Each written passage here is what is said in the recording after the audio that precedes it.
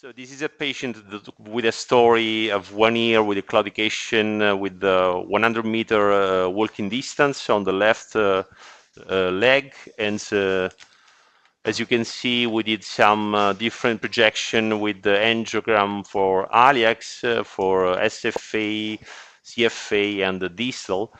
And we have a severe stenosis at the origin of the left external iliac artery.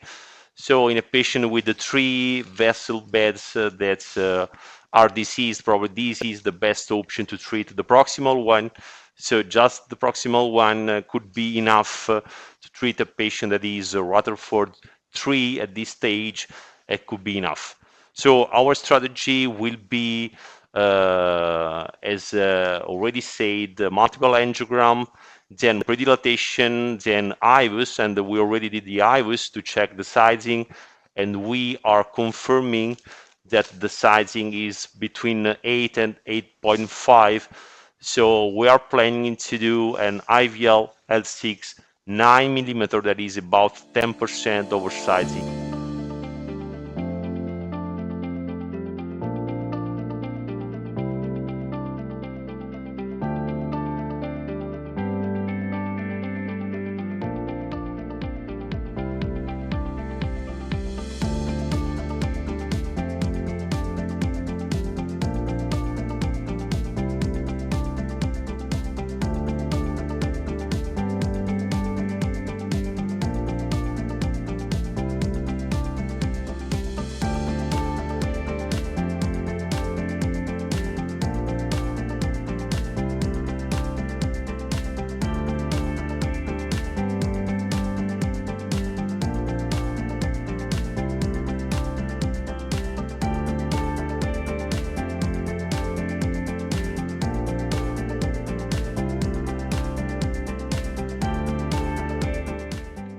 So what should I say?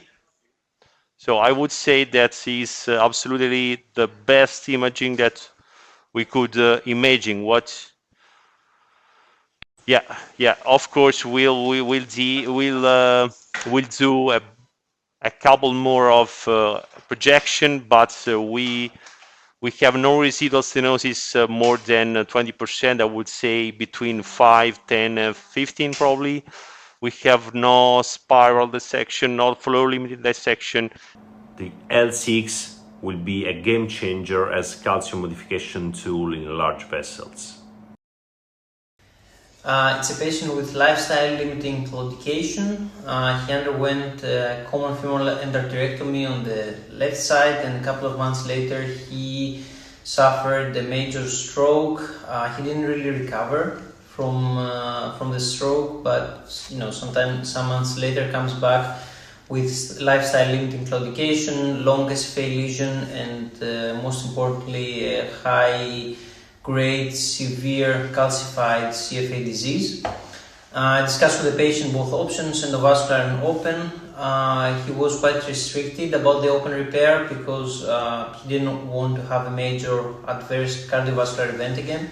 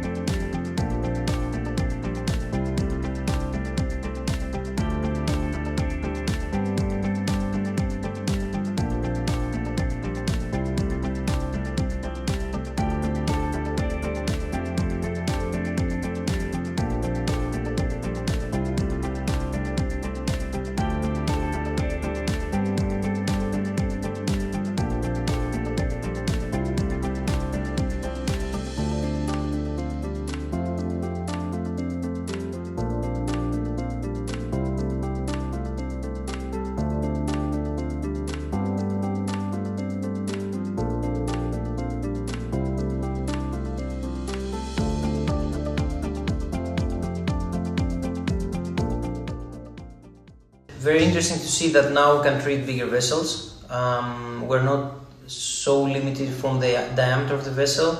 It was better in terms of stability, because now we have an 018 guide wire instead of 014 guide wire, and through the 8 French sheath worked quite smoothly, so I didn't have any issues with the catheter.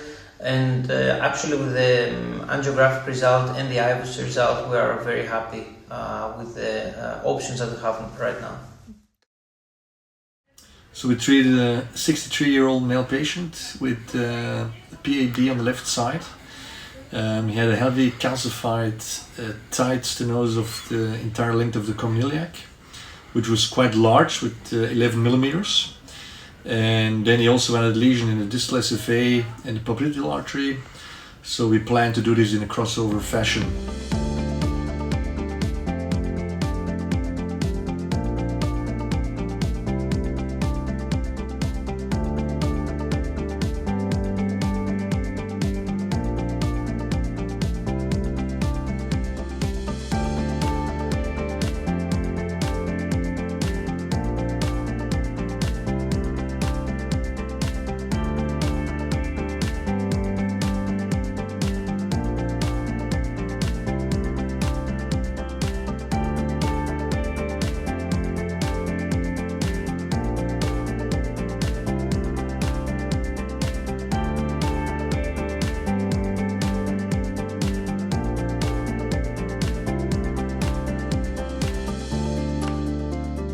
Very happy with the outcome, because we didn't need to put in any kind of stents. So what we would have done if we didn't have this kind of technology was that we put in a 10 millimeter stent and then probably a balloon expandable stent, and then post dilated with a 12 millimeter, with of course a risk of rupture in these like also cauliflower types of calcification that we saw in this case. And also the bigger sizes, especially in this patient, came in handy, because we needed a 12 millimeter to have at least some bit of oversizing.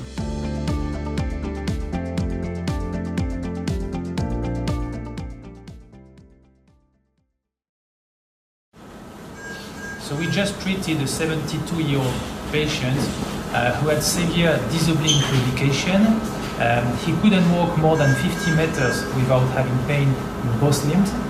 On the duplex, and that was confirmed by the CT scan, he had severe bilateral common iliac stenosis, heavily calcified, and that's why we decided to go for an endovascular approach. In this case, the L6 catheter was particularly indicated.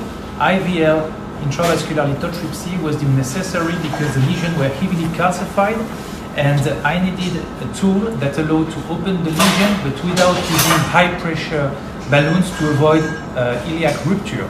With this L6 catheter we can work now with 2 atmosphere balloons, so we can then use the stents without having a major risk of rupture.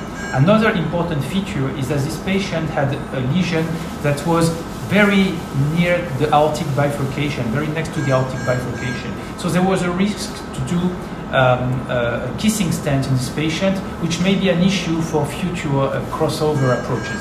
So in this case, we use the IVL also to avoid to do a very proximal stenting, and that allowed to do a common iliac stenting without kissing stent, and this patient will be able to have a crossover procedure in the future.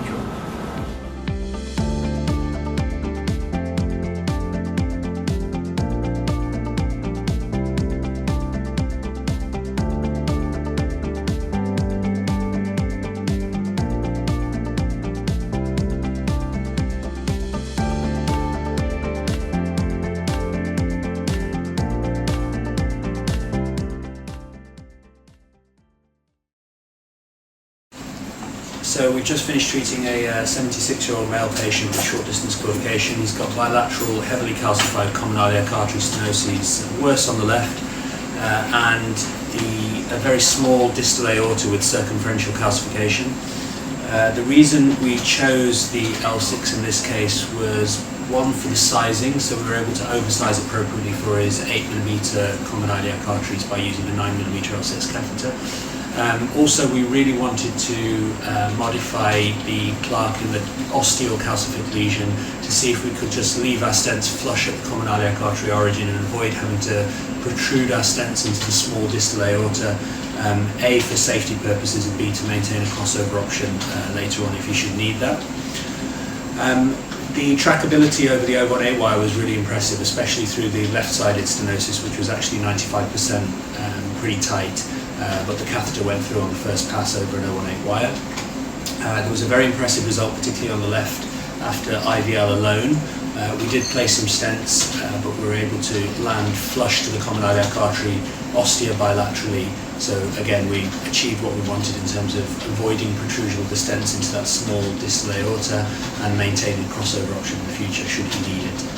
The patient also had bilateral common femoral endarterectomies as well, and now there's really good flow through both iliac axes and draining out into his common femorals and profound bilaterally, so he should do really well.